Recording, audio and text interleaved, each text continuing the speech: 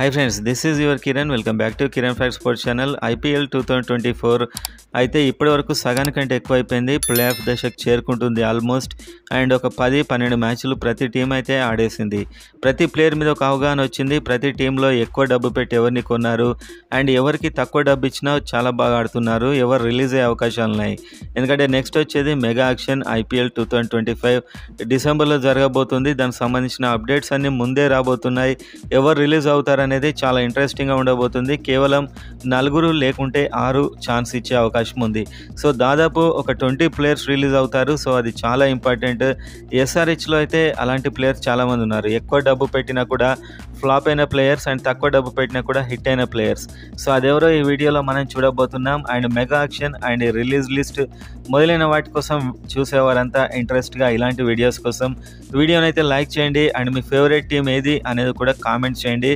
Only team comment చేయండి. So మన తెలుగులో ఎంతమంది ఏ టీంకు ఫ్యాన్స్ ఉన్నారనేది నాకు స్పష్టమైన అవగాహన వస్తుంది. అండ్ వీడియోనైతే ఖచ్చితంగా లైక్ చేయండి. అండ్ అది మనకు కాన్ఫిడెన్స్ను పెంచుతుంది. ఇంకా సో మనం ఫస్ట్ చూసినట్లయితే ఎవరు యాక్చువల్గా ఈ సీజన్లో హిట్ అయ్యారు అండ్ వాళ్ళు రిలీజ్ కాకుండా వాళ్ళు రిటైన్ అయ్యే అవకాశాలు ఎక్కువగా ఉన్నాయి, ఎవరిని రిటైన్ చేసుకునే అవకాశాలు సన్ రైజ్ హైదరాబాద్ యాజమాన్యం ఎక్కువగా ఉంది అనేది ఈ వీడియోలో చూడబోతున్నాం. నెంబర్ 1 అయితే ఐపీఎల్ హిస్టరీలోనే సెకండ్ హైయెస్ట్ ప్యాట్ కమిన్స్ 20.50, 20,50,00,000 మామూలు అమౌంట్ కాదు ఇది. దానికి తగినట్లు ఇప్పటివరకు ప్యాట్ కమిన్స్ ఆడాడా అని మీరు చూసినట్లయితే కెప్టెన్సీలో ఖచ్చితంగా ఇంప్రెస్ చేశాడు. ఒక ఎంత సిచ్యువేషన్లో కూడా కూల్గా ఉంటూ బౌలర్స్ని కూల్ చేస్తూ చాలా బాగా మెయింటైన్ చేస్తున్నాడు.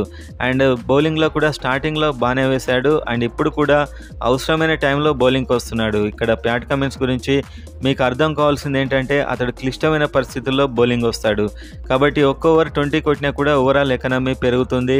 కానీ చివరిలో బాగానే బౌలింగ్ వేస్తున్నాడు. అండ్ 20,50,00,000 న్యాయం చేశాడా అండ్ రిటైన్ చేసుకుంటారా అంటే ఇతనికి ఆ వచ్చే 6 పొజిషన్లలో ఒక పొజిషన్ ఇచ్చే ఛాన్స్ ఉంది. అండ్ అంత డబ్బు సరిపోయినట్లయితే అతను ఖచ్చితంగా యాక్షన్కి వెళ్తాడు.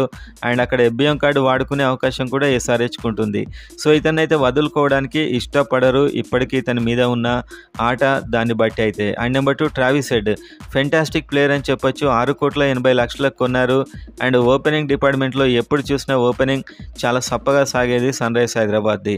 మనం ఎన్ని సీజన్లు చూసాం, ఓపెనింగ్లో ఒక జోష్ ఉండేది కాదు. ఎప్పుడైతే ట్రావిస్ హెడ్ వచ్చాడో 1-2 మ్యాచ్లు ఫెయిల్ అయినా కూడా ఒక వీర విహారం చూసాం మనం. సో ట్రావిస్ హెడ్కి 6,80,00,000 ప్రైజ్ ఉంది ఇప్పటికే. ఇతనికి కూడా ఏదైనా అగ్రిమెంట్తో తీసుకునే అవకాశాలు ఎక్కువగా ఉన్నాయి, లేకపోతే ఎఫ్బిఎం కార్డ్ చేసే అవకాశాలు కూడా ఉన్నాయి. మొత్తానికైతే రిటైన్ లిస్ట్ కేటగిరీలో ఇతను ఉంటాడు.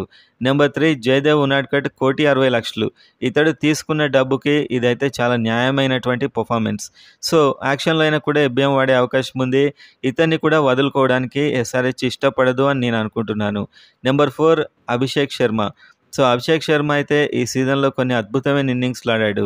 ఇతన్ని కంప్లీట్గా ఎస్ఆర్హెచ్ తయారు చేసిన ప్లేయర్. ఇతన్ని ఫస్ట్ రిటైన్ లిస్ట్లోనే ఇతను ఉంటాడు. 6,50,00,000 ఇతన్ని వదులుకోవడానికి ఎస్ఆర్హెచ్ ఎట్టి పరిస్థితుల్లో సిద్ధంగా లేదు. ఇతడు రిటైన్ అవుతాడు, ఇతని యాక్షన్ కూడా వెళ్ళాడు. And number 5 Bhuvneshwar Kumar 4,20,00,000. భువనేశ్వర్ కుమార్కి ఇది కాస్త తక్కువే అని చెప్పొచ్చు. చాలా సీనియర్, ఎప్పటి నుంచో ఆడుతున్నాడు. అండ్ ఈ ధరకి ఇతన్ని రిటైన్ చేసుకునే అవకాశాలు ఎక్కువగా ఉన్నాయి. అండ్ నెంబర్ 6 టీ నటరాజన్ 4 కోట్లు. నటరాజన్ ప్రజెంట్గా ఉన్నటువంటి ఐపీఎల్లో అందరిట్లో కూడా చాలా ఎకానమీతో బౌలింగ్ చేస్తున్నాడు, వికెట్ తీస్తున్నాడు. పర్పుల్ క్యాప్ కూడా ఒకసారి వచ్చింది, ఇండియా టీంకు సెలెక్ట్ కావాల్సింది. కానీ చాలా అండర్ రేటెడ్ ప్లేయర్, ఇతన్ని చేయలేదు. సో మొత్తానికి ఇతన్ని ఫస్ట్ లిస్ట్లోనే రిటైన్ చేసుకునే అవకాశాలు సన్ రైజ్ హైదరాబాద్ ఎక్కువగా ఉన్నాయి. ఇంకా ఇతను ఒక 2-3 సంవత్సరాలు ఐపీఎల్ ఆడే అవకాశం ఉంది, ఒక 3-4 సీజన్ల వరకు. Number 7 Heinrich Klaasen. Top priority మీద ఇతన్ని అయితే రిటైన్ చేసుకుంటారు. 5,25,00,000 చాలా తక్కువ అమౌంట్ ఇది. నెక్స్ట్ ఇతను యాక్షన్కి వెళ్ళినట్లయితే 20 కోట్లకు తక్కువ కాకుండా ఇతన్ని కొంటారు. సో అలాంటి ప్లేయర్ ఇతను యాక్సెప్ట్ చేసినట్లయితే వచ్చే సీజన్లో మెగా యాక్షన్ కంటే ముందే సన్ రైజ్ హైదరాబాద్ ఇతన్ని రిటైన్ చేసుకునే అవకాశాలు చాలా ఎక్కువగా ఉన్నాయి. నెంబర్ 8 నితీష్ కుమార్ 20 లక్షలతోని షేక్ చేశాడు అని చెప్పొచ్చు సన్ రైజ్ హైదరాబాద్ మొత్తాన్ని. సో ఇతడైతే 2 మ్యాచ్లు సింగిల్ హ్యాండ్గా గెలిపించాడు. ఆ బ్యాటింగ్ అండ్ ఆ స్టెబిలిటీ, ఆ ఫోర్స్, సో ఇదంతా ఉంది నితీష్ కుమార్‌కి. ఖచ్చితంగా ఇతన్ని రిటైన్ చేసుకుంటారు. 20,00,000కు అతడు రిటైన్ కావడానికి ఇష్టపడకపోవచ్చు. కానీ పొజిషన్ వైస్‌గా ఇంకెక్కువ డబ్బు ఇవ్వచ్చు అంటే ఖచ్చితంగా రిటైన్ అవుతాడు. ఒకవేళ యాక్షన్‌కెళ్ళినా కూడా ఎఫ్‌బీఎం కార్డ్ వాడే అవకాశం ఉంది. ముఖ్యంగా తెలుగు టీమ్ అన్నందుకు తెలుగు ప్లేయర్. అందులో ఇంతలా రాణించే తెలుగు ప్లేయర్ దొరకడం ఎస్ఆర్‌హెచ్‌కి ఎన్నో సంవత్సరాల తర్వాత ఇది చాలా రేర్. సో ఇతడు ఎస్ఆర్‌హెచ్‌లోనే ఉన్నట్లయితే ఎప్పుడో ఒకసారి కెప్టెన్ స్థాయికి కూడా వెళ్ళే అవకాశాలున్నాయి. జస్ట్ 20 ఇయర్స్ మాత్రమే ఇతనికి. అండ్ ప్రతి టీం మీద 6 అవలీలా బాదుతున్నాడు. అండ్ ఇంకొక ప్లేయర్ షాబాజ్ అహ్మద్ అయితే ఇతన్ని ఆర్సీబీ నుంచి తీసుకున్నారు ట్రేడింగ్ ద్వారా. 2,40,00,000. సో ఇతనికి ఇచ్చిన డబ్బుకి ఆల్మోస్ట్ న్యాయం చేశాడు. ఏం మాత్రం అవకాశం ఉన్నా, కొద్దిగా ఛాన్స్ ఉన్నా కూడా ఇతన్ని రిటైన్ చేసుకోవడానికి ట్రై చేస్తారు. సో ఇదైతే మనకు రిటెన్షన్ అండ్ వాళ్ళ డబ్బులకి సంబంధించినటువంటి లిస్ట్. అండ్ అసలే offer Deccani players, chance Deccani players and chance దక్కిన చాలా చెండాలంగా ఆడిన ప్లేయర్స్ లిస్ట్ కూడా చూద్దాం. సో ఫస్ట్ అయితే మయాంక్ అగర్వాల్. సో మయాంక్ అగర్వాల్ 8,25,00,000 పెట్టుకున్నారు. అండ్ ఇతడైతే స్టార్టింగ్‌లో సరిగా రాణించలేదు, తీసేశారు. సో ఇతడు చాలా మంచి ప్లేయర్ అండ్ నిజం చెప్పాలంటే అతడు చాలా సపోర్ట్ చేస్తున్నాడు ఎస్ఆర్‌హెచ్ ప్లేయర్స్‌కి ఇప్పుడు. తనను తీసేశారని బాధ లేకుండా చాలా మంచి యాటిట్యూడ్‌తో ఉన్నాడు. అలాంటి ప్లేయర్ ఇతను. కానీ ఆటలో మాత్రం డిసప్పాయింట్ చేశాడు ఖచ్చితంగా. 8,25,00,000. సో రిలీజ్ అయ్యే లిస్ట్‌లో ఉంటాడు. నెంబర్ 2 రాహుల్ త్రిపాఠి 8,50,00,000. సో ఇతన్ని పక్కన పెట్టేశారు ఆల్రెడీ. ఇతను ఆల్రెడీ ఆడట్లేదు కాబట్టి నెక్స్ట్ రిలీజ్ అయ్యే అవకాశాలు చాలా ఎక్కువగా ఉంటాయి రాహుల్ త్రిపాఠి అయితే. Number 3 Washington Sundar. చాలా సంవత్సరాల నుంచి అందరు ప్రేక్షకులకు అర్థం కాని ఏకైక విషయం. సో నేను కూడా చాలాసార్లు వెయిట్ చేశాను అసలు ఎందుకు తీసుకుంటారు వాషింగ్టన్ సుందర్ని అని చెప్పి. 8,75,00,000. దానికి సంబంధించిన స్పిన్ లేదు, బ్యాటింగ్ లేదు, ఏం లేదు. సో ఇదైతే నాకు చాలా ఆశ్చర్యకరం. ఈసారి రిటర్న్ చేసుకుంటే మాత్రం చాలా దారుణంగా ఉంటుంది. Number 4 Aiden Markram 2,60,00,000. And last వరకు అయితే ఇతన్ని తీసేశారు టీంలో నుంచి. సో మొత్తానికైతే యావరేజ్గా ఆడాడు, మంచి ప్లేయర్. ఇతన్ని రిటైన్ చేసుకుంటేనే బాగుంటుంది అని నా పర్సనల్ ఒపీనియన్. మొత్తానికి ఒక ప్లేయర్ వైజ్గా చూస్తే ఫెయిల్ అయినట్లే చెప్పుకోవచ్చు. నెంబర్ 5 మయాంక్ మార్కండే 50,00,000. సో ఇతడికి ఉన్నటువంటి ప్రైస్కి ఇతడు బాగానే ఆడాడు. కాకపోతే ఎక్స్పెన్సివ్ అయ్యాడు. 6లు కొట్టారు, 4లు కొట్టారు. కాబట్టి ఇతన్ని రిలీజ్ చేసే అవకాశాలు ఉన్నాయా అనేది చూడాలి.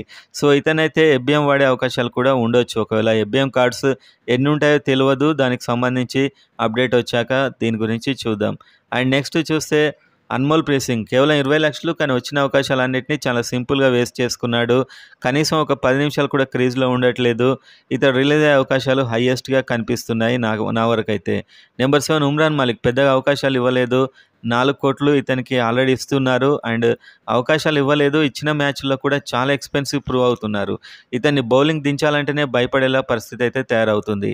అండ్ ఇంకొక ప్లేయర్ మనకు అబ్దుల్ సమద్ గురించి చెప్పలేదు. అబ్దుల్ సమద్ అయితే మంచి ప్లేయర్. ఇతడు రిటైన్ చేసుకునే అవకాశాలు కూడా ఉన్నాయి. 4 కోట్ల ప్లేయర్ ఇతను. ఫస్ట్ లిస్ట్లోనే చెప్పాల్సింది. నేను ఇతను చూడలేదు. 4 కోట్ల ప్లేయర్. అండ్ ఇతన్ని ఏదో ఒక విధంగా రిటైన్ చేసుకోవడానికే సన్ రైజర్స్ హైదరాబాద్ టీం అయితే ట్రై చేస్తుంది. అండ్ ఇంకా మిగిలిన ప్లేయర్స్ ఒకటి జాతవేద్ 20,00,000 కొన్నారు. ఒక మ్యాచ్లో కూడా ఛాన్స్ ఇవ్వలేదు. ఇతని టాలెంటే ప్రూవ్ చేసుకునే అవకాశం ఇవ్వలేదు. అనవసరంగా ఇతన్ని అయితే వృధా చేశారు. అండ్ మనం ఇంతకుముందు రిలీజ్ చేస్తారు అని చెప్పిన ప్లేయర్స్ విలువ దాదాపు 35 కోట్లు ఉంటుంది. అందులో ఒక 4 ప్లేయర్సే 30 కోట్ల పైన విలువ చేస్తారు. And next Akash Singh 20,00,000. ఇతను కూడా పెద్ద ఛాన్స్లు అయితే ఇవ్వలేదు. అండ్ ఆ తర్వాత సాన్వీర్ సింగ్ 20,00,000. ఒక ఛాన్స్ కూడా ఇవ్వలేదు. Upendra Yadav 25,00,000. And Fazal Farooqi 50,00,000. And Glenn Phillips 1,50,00,000. కొన్ని సీజన్స్గా ఇతను అయితే వృధా చేస్తున్నారు ఇతని టాలెంట్ని, ఇతని బిగ్ హిట్టింగ్ని ఒక ఛాన్స్ కూడా ఇవ్వకుండా. అండ్ నెక్స్ట్ చూస్తే మార్కో యాన్సన్ ఒక మ్యాచ్ ఆడాడు. 4,20,00,000. ఎక్కువ డబ్బు ఇతనికి, ఇది నాకు తెలిసి. అండ్ వచ్చే సీజన్లో ఇతని గురించి నేనైతే రిలీజ్ చేస్తారని అనుకుంటున్నాను. సో మొత్తం అయితే ఇది ఫ్రెండ్స్ ఇప్పుడు రిలీజ్ అండ్ రిటెన్షన్ మీకు ఐడియా వచ్చి ఉంటుందని నేను అనుకుంటున్నాను.